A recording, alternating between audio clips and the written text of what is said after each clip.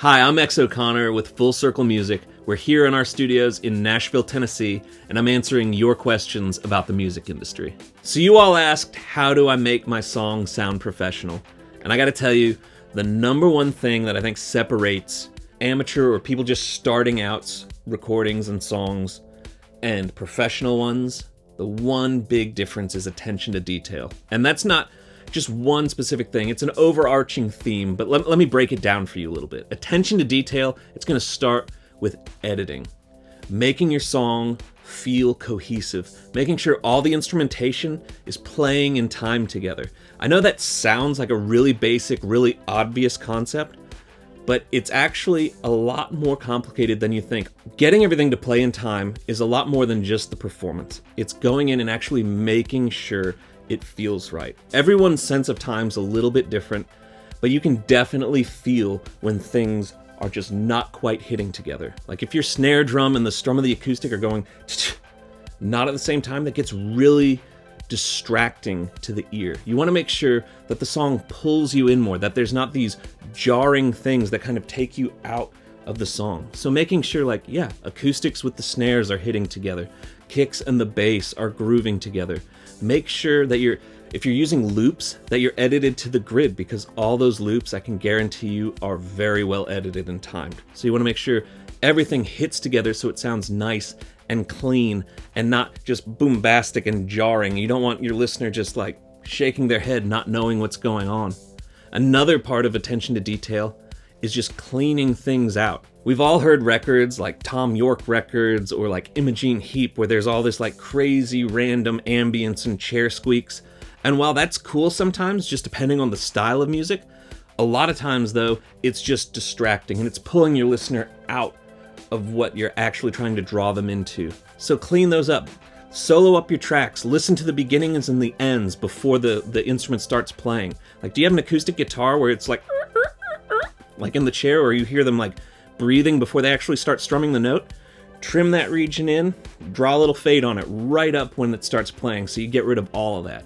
Because while it might be it's just a little squeak on this one acoustic track, but if you have 10 tracks in that one section and they've all got that little bit of noise waiting for them to enter, it's going to add up real quick. Another part of that is breaths. Breaths can be a huge distracting point.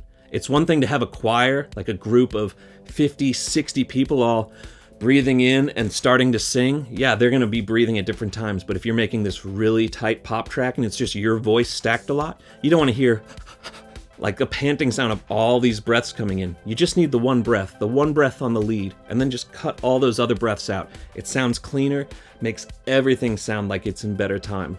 And then that draws me into my next thing, aligning vocals. They don't need to be absolutely perfect, but they need to be tight.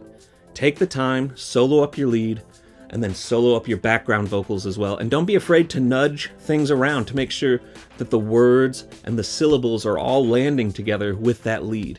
You don't want D's and S's all ending at different times. You want them all kind of ending together so it sounds like one cohesive S or a D or a B. You don't want to hear B. Again, that's just jarring and it draws the listener out. Attention to detail is such a huge part of making music, whether it's the most indie record or the most polished pop record. There's intentionality behind any sound. So make sure you've got that attention to detail. The next thing that I'd recommend is making sure your sounds are unique. And that doesn't mean go out and spend $50 million on all these different software instruments. It just means taking the time to load up a preset and then change it a little bit. Make it your own. Add some distortion, add some reverb, add some delay, filter the top of it off a little bit. Make it your own. Don't let it just be that stock sound. We've got a software that we use all the time called Spitfire Labs. It's absolutely free. We'll link you in the description below if you want to check it out. But it's just an instrument player where you can get free samples of instruments from Spitfire Audio and load them in, and they're the most unique sounding sounds ever. They're not all over every single record you hear out there. You want stuff that sounds like it's your own, that you've created it, because that separates your sound and your song from everyone else's out there.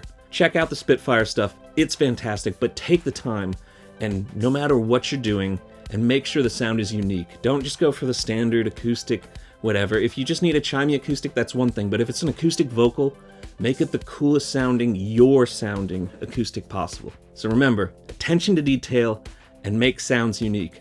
Those two things are gonna make your songs and your productions even better and more professional sounding.